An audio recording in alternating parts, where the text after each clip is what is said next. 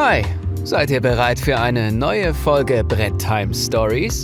Der maßlose Brettspiel-Podcast aus dem Westflügel Remscheids und der Dunkelkammer Bochums. Mit Haider und dem Potti. Zwei Typen, die früher mal cool waren. Viel Vergnügen. Ja, Tach Leute, schön, dass ihr am Start seid. Wir sind wieder da, 14 Tage, ich glaube, es sind noch ein bisschen mehr als 14 Tage, sind wieder vergangen, aber heute neue Folge BTS Bretttime Stories. Natürlich der einzig wahre Podcast über Brettspiele in Deutschland. Ich maße es mir gerade mal an. Aber schön, dass ihr wieder eingeschaltet habt und ihr kennt das Problem, die Herausforderung, das Prozedere. Erwartet schon. Daniel, gib Gummi. Ja, für unseren Special Guest today oder heute. Se pastassi una bella canzone a far piovere amore, si potrebbe cantarla 1 milione di volte. Passeggia, passeggia, non ci vorrebbe più tanto a imparare a amare di più. Erkannt? Did you recognize the song? Yeah, perfect. Perfect Italian. Oh, thank you. Yes, so let us introduce our special guest today, Simone Luciani. How are you? I'm fine, thank you. Thank you for inviting me. Yeah, yeah, welcome. I'm very, very happy to record this today, to be with you, because your new game, we are talking about it later, has such a special theme. I am also very interested in my free time, so I have a lot of questions. But the first question is, Daniel sang. I'm not sure what the past is of the English word. Sang. In the 90s, there was some years Italian music was very popular also in Europe. And I recognized also my parents have CDs, double CD with 2 or 3 CDs inside, just all the Italianic music. So I like this one. I think I have also a Italian music playlist on my Spotify. Very strange. This is a song from my youth. I had a neighbor, and it was my best friend, and he was Italian, and his parents always listened to Eros Ramazzotti, and this was a new lifestyle to me in these years. And this was really the first song I ever heard, and still remember as it was yesterday. So great song. But why do you say it's strange? Yeah, because Italian are not famous to export music. It's very rare to listen Italian music around the world. Some artists like Eros or some other are quite popular also in Europe, in USA, but there are very few. Mm. There are more UK and USA artists that conquer the world, respect the Italian musician. Okay. Yes. So one which was also which became very famous in Germany was Andrea Bocelli. With the last fight of Henry Maske, there was the song "Time to Say Goodbye." Very, very cool song. Very emotional. A mix between a lyrical song and a pop song. So it's a very, very incredible voice. So. So, Simone, we have some things to do today. And the first one is on every episode, we show our audience the drink of the episode. So the important question at this moment is, what is your drink today? What are you drinking? Oh, it's not a good question because I don't drink beer, so and also not wine. So it's not a good question with German people to discuss about my drinks. It's something still a little bit embarrassing. That's no problem. But it is also very boring in Germany as well, because I drink a favorite German water, so it's called Gerolsteiner, and from episode 1 on, I asked them to sign me because I do commercial for them, and they said, no, not nerds. We just support our sportsmen. We're not fame enough. We have not enough fame. But most of the episodes, I also drink just water. But today, I thought we have a special guest, special drink. And there is, so normally we are drinking also gin. Do you like gin? Yeah, and I'm not bad. Not. I have a special not one. Too much. It's called Kunstwerk. It's from North Rhine-Westphalia in Germany, and it's called color game gin. So the color of the gin changes when you fill in the tonic water. It's an Asian botanical which is inside. So I'm just trying how it works today. So at first it's a little bit blue. And now, okay, that reminds me on the Illusionist gin. So now it's the same. I will fill it inside. Oh, look at this. Ooh. Oh. Look at this. It becomes a bit purple and pink. I think Simone is very impressed, as you can see. Yeah. It's a magical trick. It's not a drink.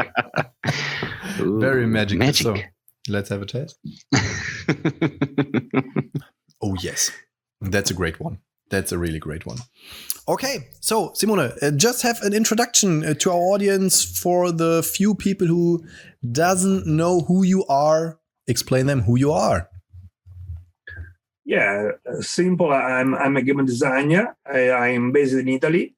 I started to create game when I was very young, but published my first game in 2009. And I work also with Cranio as a lead developer and a lead designer of Cranio. And I'm a little bit famous for some medium complex game like Grand Austria Hotel, Barrage, and Marco Polo. Mm.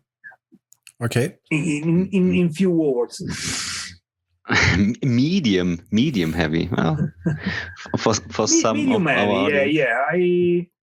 I start when I start to design. I'm very famous for ticket ride style game. So 3/4 of hour, quite simple rules. Then something happened and changed my design and moved to the medium heavy game. But I prefer medium heavy than super heavy. So probably Barrage in the topmost level, a little bit of my design. Mm.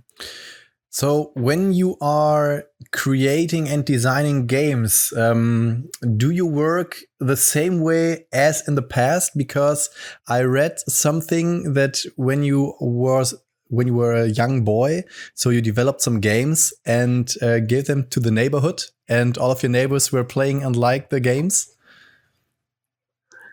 A lot of things changes because you learn from experience. Mm-hmm. When I was young, I create game only having in mind, I like this idea, try to do something with that. I create a game about soccer. Mm-hmm. When I was very young with the soccer cardboard, and I create a dungeon crawler. Then when I grew, I learn a different game. I change my taste about games, and also I change my skills to explore different mechanics. So something changed, and now I'm designing for work. So it's a little bit different, but not so much. Mm-hmm. The main difference is that you change taste and you change also your approach to the design. Do you have some? So when you Do you have so when you design once again a soccer game, a medium heavy soccer game, please let me know, because Potti and I were discussing about the 11 game by Portal Games, but there was something missing that got me at the end, so I didn't back it. Maybe it could be the artwork, or I don't know exactly, but there was something missing to me or for me. So on the market, we discussed in our last podcasts that the really good sports game are missing on the market of medium heavy or heavy board games, I think. About soccer. Yes, exactly. Yeah, I think about it. I still working on a very early stage prototype these days, but not heavy, little bit more family. But I think something a little bit more heavy. But at the moment, I don't work really on a project. Mainly also because I have a little bit fear about the feedback from the market, because till now soccer games are quite forbidden from the publisher, from the market. Something is changing, so the market is growing and every kind of theme are going to be explored. So I think there could be space, but I have to evaluate a little bit better the situation, because when you invest a lot of time in an heavy game, it's better that you are sure that the game could be well received. I mean, it's not easy. Then you worked for 2 years on a game and then it's a flop. That sounds a bit that you are also working on the game as or the focus on the mechanics, and also you are also evaluating which theme could be possible. Or do you have a focus on, so now I will start developing a game about football or soccer, and I build the mechanics inside? Or do you starting with mechanics and then decide which theme could be possible with this ones? I work in a really different way, and I have no static way to work. So I don't work on every project in the same way. Mainly, I start from a mechanics, because I'm most on the Euro side, and on a Euro game, the mechanics are a little bit more important. But a lot of time I start from the mechanic, but in a very early stage, I try to find the right team for that game and design the side mechanics around the team. Because I like to be connected. Not every time I have a success to create something really thematic, but I try to do something. But sometimes we can start also from the team or something like that. It depends from project to project. Okay. So I start my first philosophical question, if you like to. So there are some games designed by you that feel very timeless. Let us take the game Tzolk'in. So in the last couple of weeks or months, many people in Germany, I think, said, "Oh, I have to talk Tzolk'in again. It's such a great game." And the market is overflowed with tons of games nowadays. Are you a perfectionist, that you design games that you say, "I want that my games will be played in 10 years and people like them"? Or is it what is your approach in designing games? I'm a perfectionist. Mainly because I like to have the feeling that everything in a game is perfect.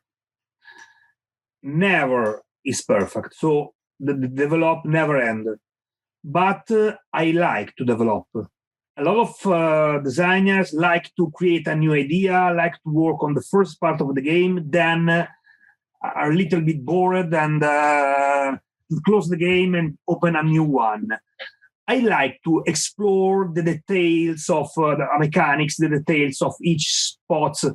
So I work for years on a game, not only one, several projects are at the same time, but I like to work for. This is why I love my also work in Cranio, because I have the possibility to follow the development till the end. So I like to, and also when I published my first game, the emotion is wow, I published the game, so I want to publish another one. Now after some games under the belt, the challenge changed. So the challenge is to create something that remain in the heart of the people, that is still played after years, because the market are crowded, and I'm proud when a games is loved by the player for years. So Grand Hotel or Tolkien comes out quite years ago, but still going to be played and enjoyed by the player. So this is one of my challenge when I design. It's not easy to reach the goal, but I'll try to do it. So what do you think is the greatest challenge at these days? Because you also said that there are so many games, or also Daniel said that there are so many games which are published every year, and tons of games, mechanics, themes. So what do you think about the changes on the market? Because on the one hand, I think it's a very good development, because the whole community is rising up, it's growing, and also more people are recognizing, oh, board games are much more interesting than I've ever known. But on the other hand, I think, and that's what I realized in the last few years, there are also so many games which are, in my opinion, are not ready. But they will be published because we have to publish a new game. Every year we have to publish a new game or two games. And so what do you think about the development, and what are the greatest challenges of this development for the whole board game community? I think that the main reason, because not all the games are perfectly developed, because the market are very young, and there are not so much professional developer. A lot of developers are guys that have another work and spend some time to develop and learning in these years.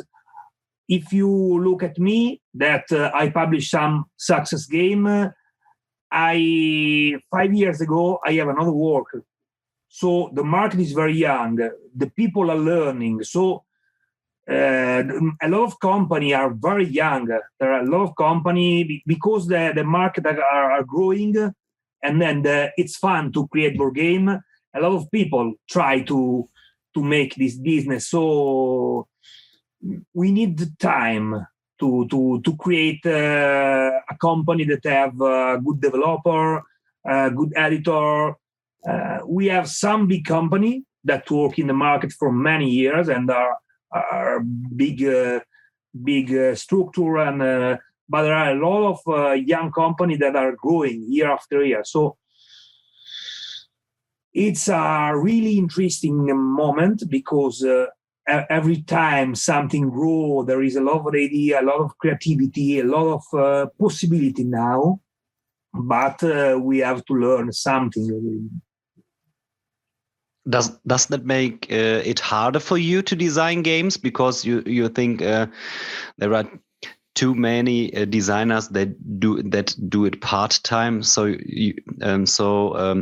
you think I'm a full-time developer and I use my whole creativity to work on a game, and you think, oh my goodness, they are creating such a stupid game? Or do you think it is good for the market that the spot on the market is much more given when such many games were put on the market? What is your opinion? I think it's a good opportunity. If you look at music, at book where there are creativity markets that are bigger there than ours. There are so many people that try to do this job. Only the publisher are a little bit more experienced, so it's a little bit more structured. But I think it's a good moment with a lot of opportunity. I love to collaborate with designer, to look at game. Yeah, a lot of time I see not so good game because mainly it's really difficult to create a good game. A lot of time you create a nice game, but not so much interesting to be a success. So it's really difficult to find the right combination, the right idea to create a really good game. And then also the designer need time to have to learn experience and explore the possibility of the game. The quality are growing, so not all the game are good on the market. So because 4,000 each year are really a lot. But there are a lot of good game with a very high quality each year, and this is the feedback that the market growing, and also the experience of the designer and the publisher are growing. But I think also a big challenge also for board game designers is that you got the point that you need time to develop a good game. You need experience. You need to feel the development of the game and also give them time to change. But most of the game designers are not in the position to give the whole focus on the development. And I think that's the main problem, because there are maybe 10 or 15 board game designers worldwide which are working as the main job on developing board games. And so they have time to develop because there's not such a pressure in their free time. But I think that's the main problem, because as you said, there are so many people also in other branches or in other sectors in the world market, but there are so many people who say, "Oh, I try to develop a board game. So I have an idea. I have a good designer, and I can do some miniatures, and so I try to do a board game." And I think that's the greatest challenge, or isn't it? To have the time to give the time to the board game development. I think it's in part it's true because you need time, but when you have passion for something, you find time. When I start to design, I read the biography of Alan Moon, for example. Then he speak. Then when he go to an holiday with their family, he rent a house with a big table to have time to work on the prototypes. Because the holiday is the space where he can work on games. Mm-hmm. And I have a lot of designer I collaborate that is not full-time designer that work more hours than my employer. Mm-hmm. Because all their free time are focused on design. So they have another job, okay, but Saturday, Sunday, night, all the time have in mind to create the best game in the world. So it's true. And I can publish 2-3 games each year and so many big games and develop a game because I work full time. But if you are a skilled designer and you have another job, you can do a good job. Don't know now, but for a lot of part of his life, sorry, the most famous German designer of Castle of Burgundy, Stefan Feld, have another job. He's a teacher and then an head teacher. And he said, I like to have another job, because it's give me free of pressure to design what I like with no pressure. And I'm really free to design a game each year, no problem. In my position, you are free, you have a lot of time, but you need to create success each year. Because the market is growing, but it's not a big like music. When you make an hit, you are okay for your life. When you make an hit like Marco Polo or Tolkien, it's okay, give you some royalties, but you need another success the next year to have the money to live, and so the income is not so high like in some other business. So you have the pressure to do a good job every time, and when you release a game, you have little fear, because if it's not well received, it's a problem for you. So you have another kind of pressure. So I have two questions.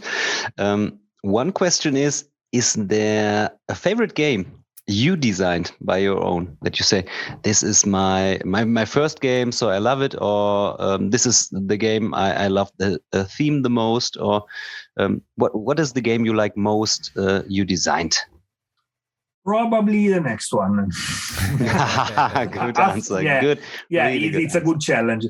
But about the published one, probably Marco Polo, because it's quite streamlined but deep with a good tension. I love Barrage and also Lorenzo, but probably Marco Polo is a little bit better. So my favorite game by you. That's very funny that you name Marco Polo, because I have a list from a website in Germany, and they have one thread. It's called The Best Games of Simone Luciani. And on place 1, it's Marco Polo. So it's like an evergreen, the Marco Polo game. So the first 3 games on this page are on place 1, Marco Polo, on the second place, Grand Austria Hotel, and on the third place, Lorenzo, der Prächtige. Yeah. Magnifique. I love Lorenzo. So what I like, Tolkien the second most, and Barrage is my absolutely favorite game by you, because of one fact. This is a Euro-style game, but it's very competitive. So when I played with Olgi the first time, he says he will always remember our first time playing Barrage, because I said to him, go out, leave my house, I hate you. Because it's if you miss the first step, you will you won't enjoy the game till the end. And it's the artwork, the work, is it a worker placement? No, it's the placement where to put my dams, and it's a perfect game to me. So I like it. Also for me, it's a game I like so much. It's a game that I don't play so often because feel me a little bit stressful. So it's a fight each time. Yes. And also because I test so much, because we release a new expansion, new sound, new things about it. So I test so much, so I play a little bit less for fun. But I love very much to play it. So, and the last question, or do you have another question, Daniel? Yeah. Okay. So that I won't forget. And the second question, depending on my forthcoming question, is there a real funny story concerning a game design that you will still remember and said, this was so funny when we designed this game, or I designed Barrage on a toilet, on an aeroplane, or on an airport, or something like this? Is there any backside story? Each game has some funny things about it. One of the funny stories about Grand Austria Hotel. We present to the publisher at the same time as Tolkien, and Lookout love both, but Tolkien is taken by CG, and then they like Grand Austria and sign the contract. But the game are totally different. It's something near the Kenner level. So really super, so much easy. The core mechanic is the same. So you take the dice and perform the action, but you push cubes on the track, very streamlined, super easy. Then we sign the contract, and then they disappear for some months. They have something to do. Then pass 1 year, and then a new editor joined the company, and he said that we don't like mainly more than half of the game. So this is we don't like this, or we like the core mechanics. Me and Virginio think a little bit, and then we destroy the game and redesign completely in 3 months. Super fast. 3 months. We design. We now we have tabletop, simulator, Skype. So at that time we don't have so much. So we designed 2 different games. Me at my house and Virginio at his house. Met in a meeting for 2-3 days. Test the game and mix them in a single game, but with very few tests. So I'm not joking. I test the final version 5 times. So and send to the publisher. But in our opinion, we sent to the publisher with a mail said it's too bigger. We put a lot of things inside. Give us a feedback, and then we decide what cut, what remove, and balance something. The feedback is, we want to publish it. It's great. No, stop. 1 moment. Don't run. No, it's good. A lot of people like it. We want to publish. Then they remove a small element and they publish everything. And this is the start of my career of big game, more or less, because I saw, the game has a lot of stuff inside. But no, when it came out, it's not so much complex in the perception of the people, and the game starts slow but start to sell good, and then remain in the heart of the people. A lot of people say Grand Austria is my favorite game, or between your game. So this is a big part of talent, a big part of luck. Yeah, the funny thing is, one of our guests were Sandy Peterson, and I do you know the game Cthulhu Wars? Never played it. It's a very big area control game with a whole of plastic miniatures and very big scaled ones, and a very, very good and funny area control game. And Sandy said they developed it on a weekend. So he also said, I invited some people, and we are developed it about 4 days, and that's the game. And this was a real Kickstarter success. It was a real success. Yes. Yeah, they earned millions. Didn't they? Yeah, for sure. But now I'm waiting for the German version. I pre-ordered it. It's not the usual story. It's not the usual story. No, exactly. Usually games takes a lot of time to we also especially had the biggest one. Yeah, we also had some guests. They told us that they developed their game for a few years. One of my last videos was also a Kickstarter preview for a game which is called The Fork, Escape from Paradise. And so the designer said he developed the game for about 4 years. So and he also it's very similar.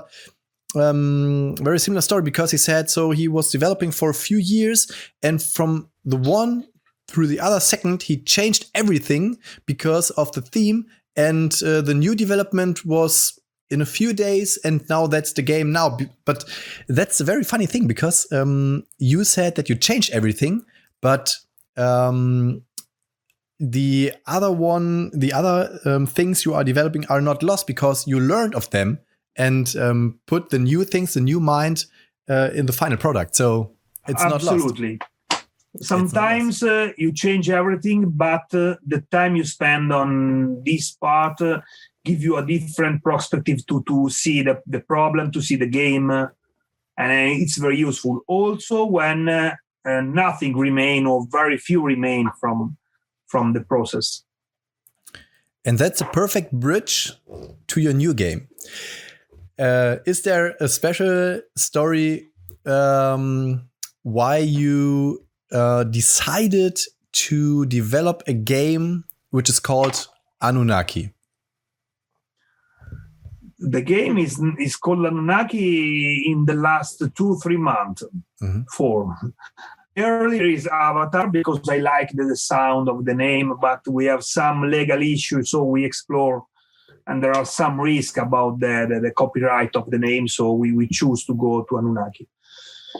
I met Danilo Sabia many years ago in our game designer meeting.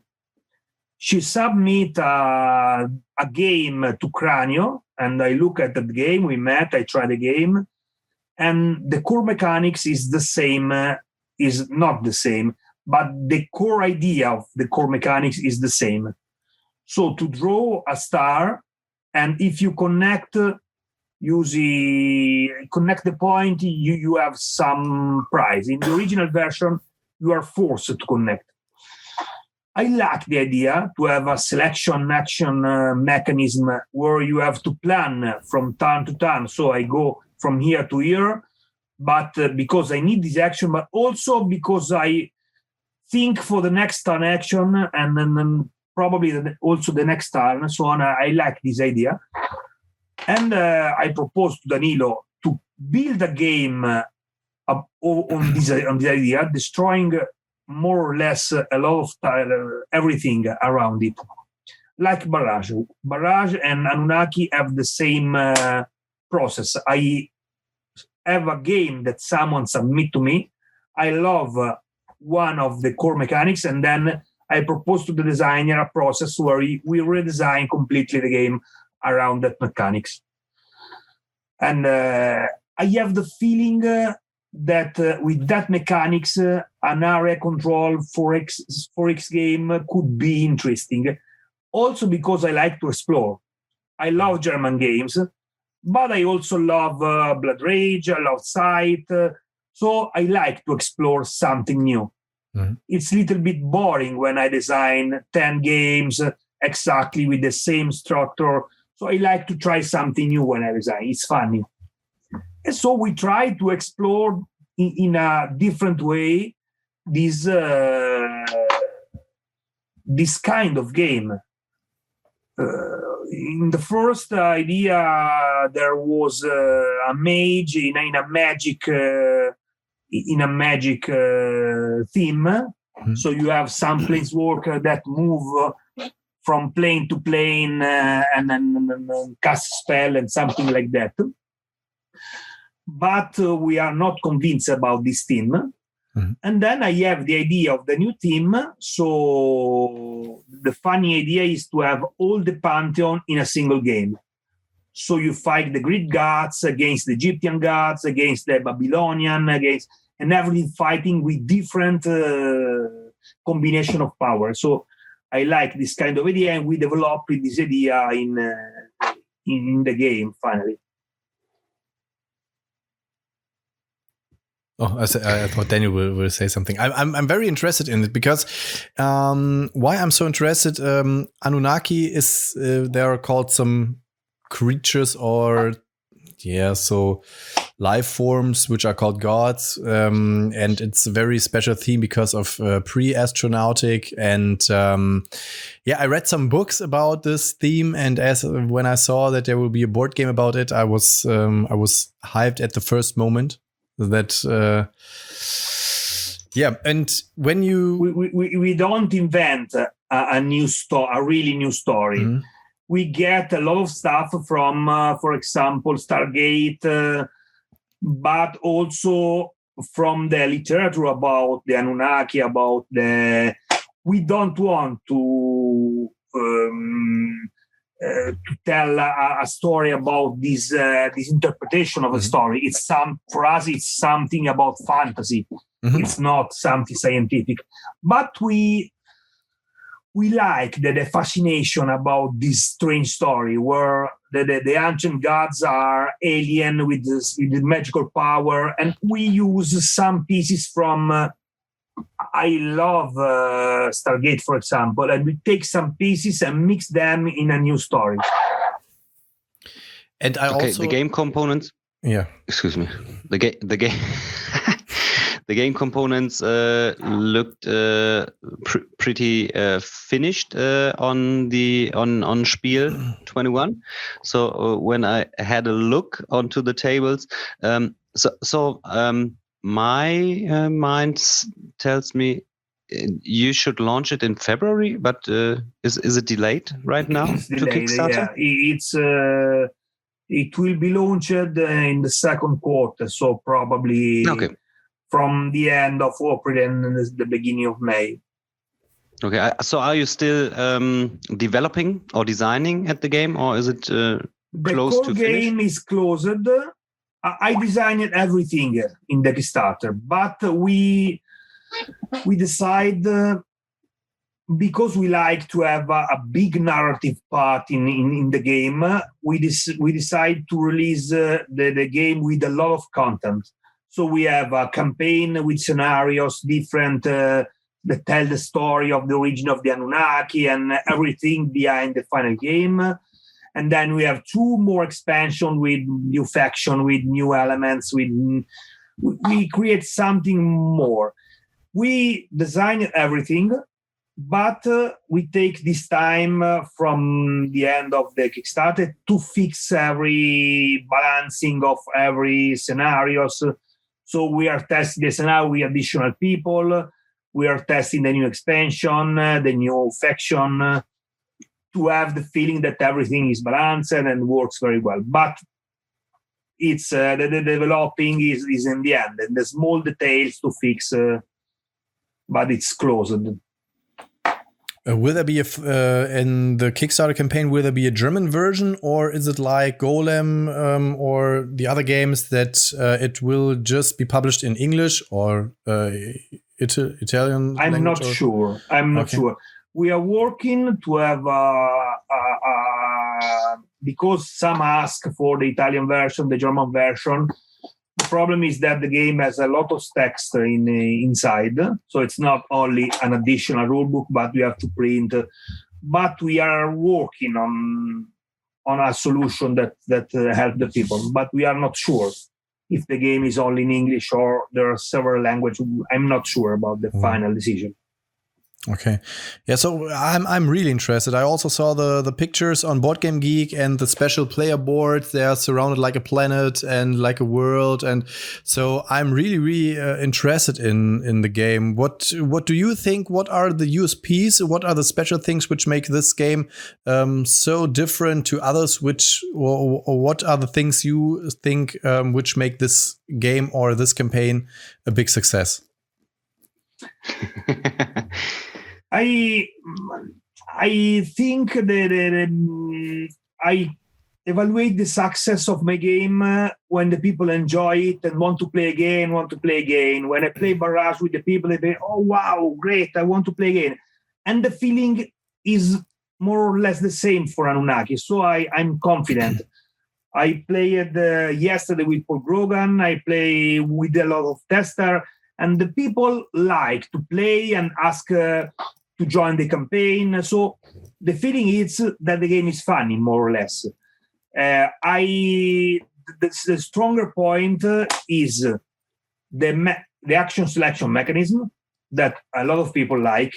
So you move your pawn on the star and plan everything, and it's quite nice. Then. Is not the other things is not so much different from Sight, for example, but it's a little bit more. So when I design it, I take Sight, the game I love, and expand the game with additional level of strategy. with additional possibility of combo. So I increased the possibility of the game, but the game remained more or less easier than Barrage, lighter and more fast to play. So with 1 hour and 3/4, at most 2 hours in full play, you are able to play. So it's a little bit fast and easy to learn, but a little bit more deep, more complex, but a little bit more deep than Sight. So in my opinion, the people who love Sight, who love this kind of game, have something more to try.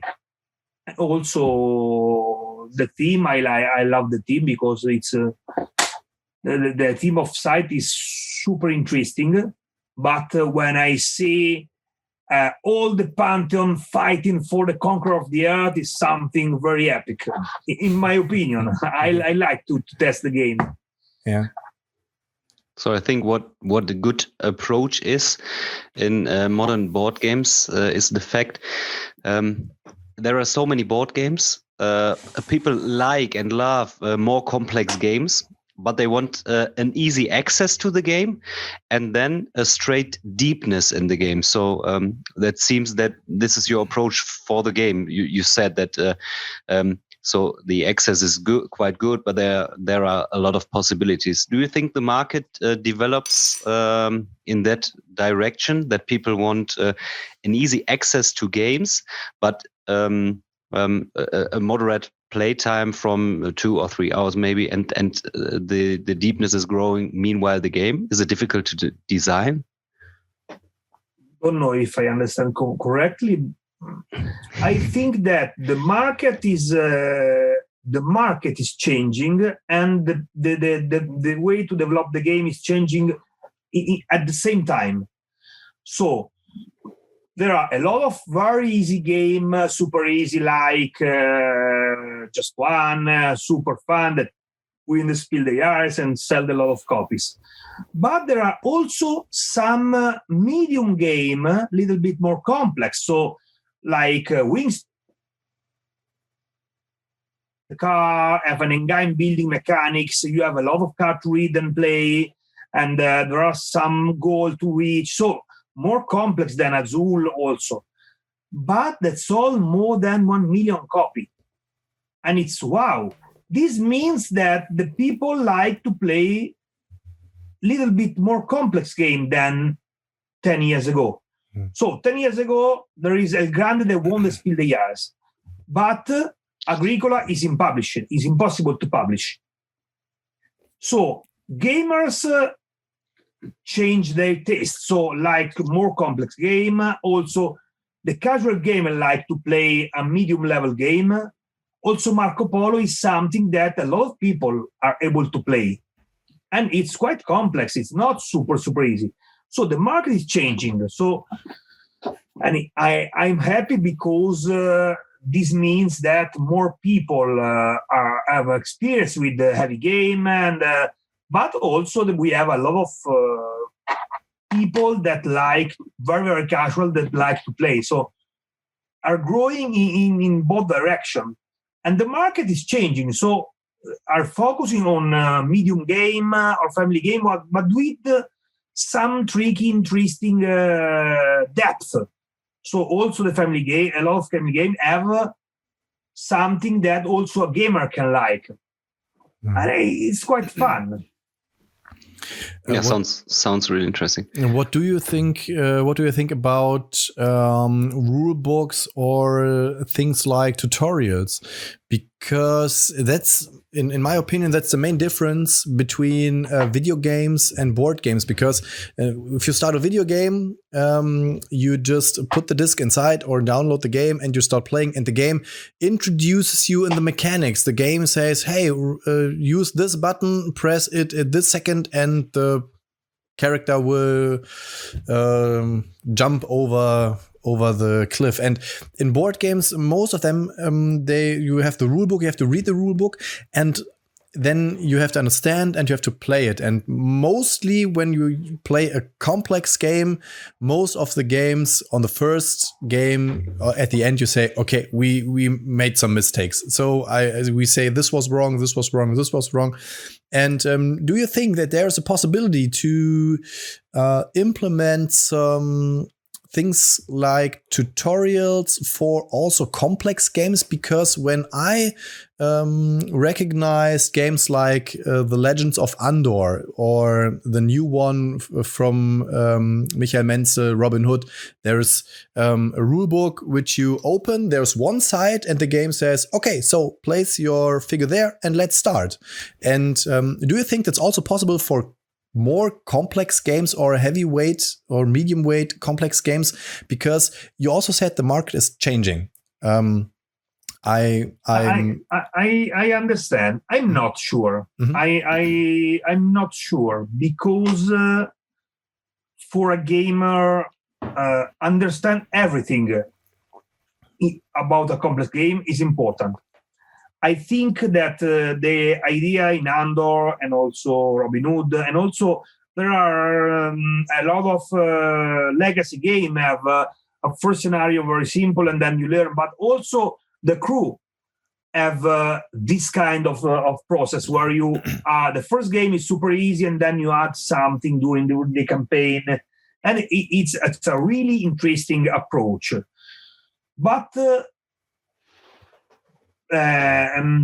personally create me some problem. When I play Andor for the first time, I want to learn everything in the game. Not, okay, I move here, don't know why, look at the witch, but okay, new rules at random. At least I want to have the full identification of my choice. And I think a strong part of the heavy gamers like to have an approach of this one.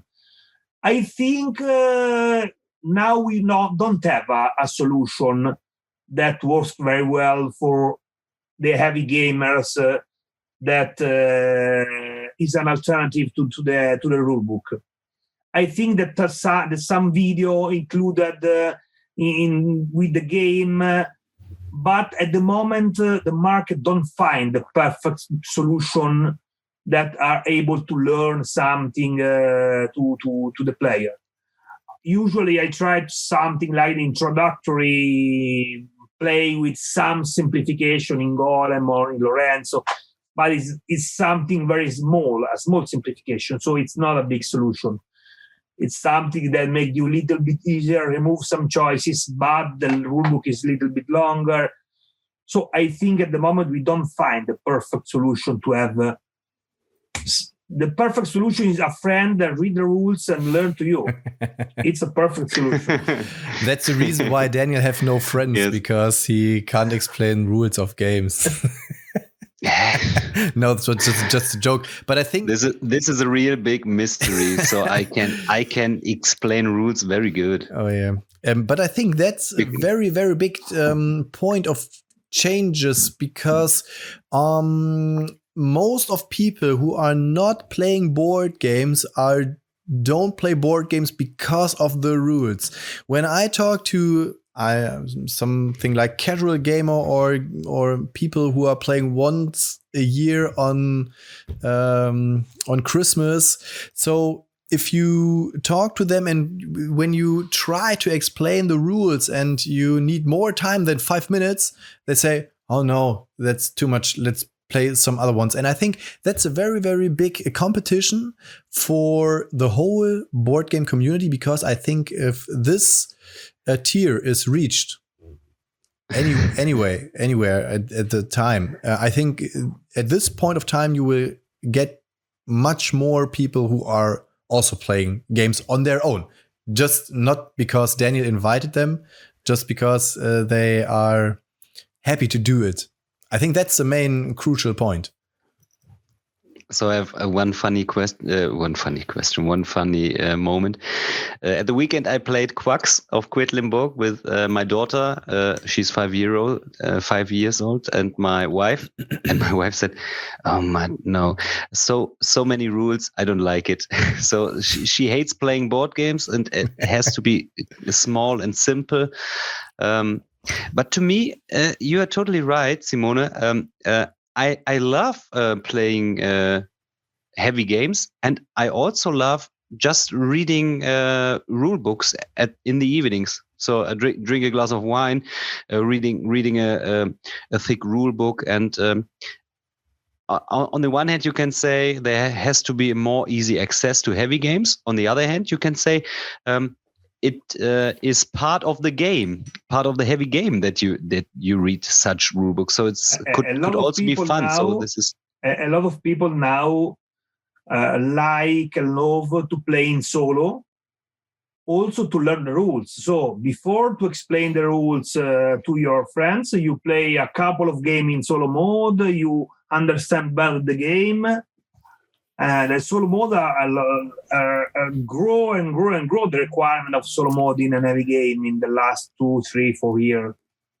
Simone, have you ever? I know what is coming up. I know what is coming up right now. I tell you, he will present you the Undaunted story. Have you ever played a 2-player game on your own? So Daniel can teach you how it works. So Simone, the fact is, I played Undaunted, and in the podcast I presented and said I played Undaunted in the weekend, and Potty knew that I played it solo, and he said, "With whom did you play it?" I said, "I played solo on my own to learn the rules and to see how mechanics work." And as a kid, everybody plays solo. He plays the soldiers on one side and then and then so it's like kind of role play. So this was no problem to me. Don't worry, I play Undaunted solo. But I think in this golden age of board game, we are rediscovering our childhood. So, Simone, let's come to an end for the next minute. So, would you like to talk about some projects which are coming up, and could you give some more informations about the upcoming campaign with Annunaki? Yeah, but there is a new game coming with Daniele Tascini you are designing at the moment. Is it right? Yeah, it's one of the game we designed, I think 3-4 years ago. Then passed through editor and then reached final board and dice. So it came this Essen. And it's a classical Euro with a nice dice drafting mechanism. Really complex because you have to plan a lot.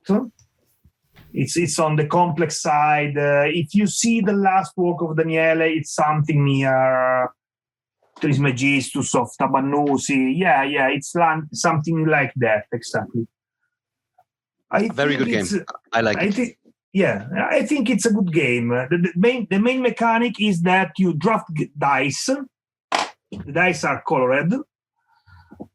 The number is the resources you take. So if I take a 6 white, you take 6 wool, for example. But the dice are placed next to each action, and lowest dice give you access to the strongest action. So if you take 1, you take only 1 resources, but you perform a super strong action. And the association between action and dice change every round. So this action in this round is associated to the number 1. So it's a super strong action. The next round is associated with the number 2. So decrease a little bit the strength of the action. So it's a dice drafting. You move your pawn like Marco Polo through a map to take part of some scoring, and you have to plan very well because each round you have a scoring with, and you have to move your pawn to be part of scoring. So it's it's a classic Euro dice drafting game, but quite nice. Sounds interesting. And about Annunaki, something more. We release with 3 expansion, as I said. The core game is the action selection mechanics, and it's a little bit more about fighting and moving respect side, because you have you start from your own planet. You have each faction have a starting planet, and then you have the heart in the center of the table, and the resources. Each time you harvest an X, the resources on the X decrease. So you cannot stay in the same X and harvest several times like site. You have to move and explore, because the reduce are tight and ends. So there are more competition with the player. It's not a super fighting game. So I follow the path that site open, where you have a war, where you have conflicts, but a lot of conflict are in the air, so you don't destroy your opponent like in Blood Rage. You have a lot of control about the combat, about the conflict between the player, but there are high interaction, there are good timing, so I'm quite happy about the final results. And do you have some specific information about the campaign? Do you have some exact date when it will start? Do you know how much it will cost or something like that? We don't have exactly the date, but probably between the end of April and the beginning of May, more or less. We are not sure, because we still are following the art of the campaign. There are a lot of stuff inside the game, so we are finalizing everything before start the campaign. We probably go with 2 main pledges, so a normal box with everything inside, but more or less near the retail edition, and a super big box with all inside. The price is still not decided perfectly, but it's near 70, 80 euro for the normal game, and 150, 160 for everything. And it's a super huge box, because you have a new faction, you have a campaign with scenarios, 2 expansion with so a lot of stuff inside. And also the game is really big, more than site as material, because you have 12 small units, 4 gods, 1 main gods. The settlements are also shaped. The planets are big. The presence on the table. One of the things that say Paul Grogan when saw the game, and I'm very happy, is that when you saw the game, it's a super table pressed game, so super huge. But when you play, it's a good flow. It's quite short. It's not so much complex. So you see the game. We play 6 hours, and then after 2 hours or less, you finish the game. You have fun. So I think in this part we reach the results. Sounds very, very, very interesting, and I will definitely follow the campaign. So, Daniel, if you have any questions left? No? No. Okay, then I think we have done today. So, Simone, thank you that you had time to talk to us. Yeah, thanks for your time. Thank you for your time. It was a great pleasure. Oh, I have one last question. I have one last question. Because so one of my best friend is also an Italian guy, and we all 3 of us know Oigi.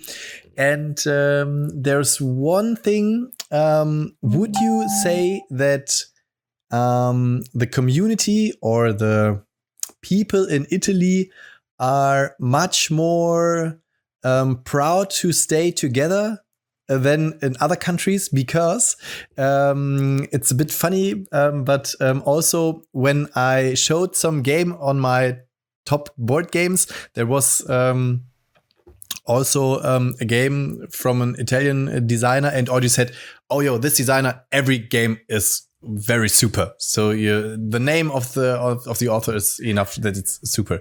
And so in my opinion, that's the reason why also Daniel and Eugi made also Toplet with Italo board games. So best Italian board games. So Barrage was on the number one of both. So would you say it's a very special community, a very proud community to be an Italian board game designer? I think it's a special community because we work on this community many years ago. So Paolo Mori, Walter Ober started to create this community, creating us a website and some meeting. And then the community growth with the same spirit, with the same to share your project, and it's a community more or less our friend. We have some competition, but mainly we have collaboration. And I really enjoy this community because it helped me to grow very much in designing skill. And also a lot of people from the Italian community is also my co-designer, and Tommaso Battista, Virginio, Gigli, Flaminia, Daniele. A lot of people that share me, and I love, as you see, to collaborate. It's a lot. I have a lot more fun to creating game with other people than work alone, and so I enjoy a lot the spirit of the Italian community. That's a perfect word to the end of this episode. Yes. Ja, so thank you for your time. Danke, dass ihr alle eingeschaltet habt. Und guckt euch auf jeden Fall die Kampagne an. So I will watch the campaign of Annunaki very close. And I wish you a big success with all of your upcoming games. You are a very sympathetic person. So thumbs are pushed. And wish you a big success. Thank you very much.